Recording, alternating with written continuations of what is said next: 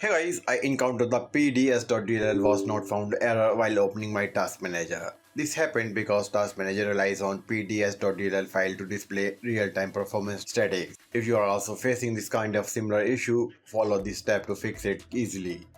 Please note that if you have already tried running the repair command but it didn't work, it is likely you ran them in a wrong order. So let's get into the correct fix. Press the Windows key, type cmd and run the command prompt as an administrator. Once it opens, you need to run the following 3 repair commands one by one in the correct order.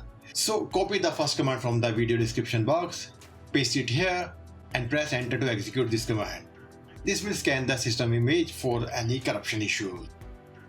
This is the next command, copy it from the description box, paste it here and press enter to run it. So let it finish. Finally, run the SFC scan using the third command. This scan will check for and repair any corrupted or missing system files, which can help resolve various system problems and improve stability in your system. So let it finish. Once all 3 commands are done, restart your PC and your problem should be gone. Thanks for watching. Stay safe.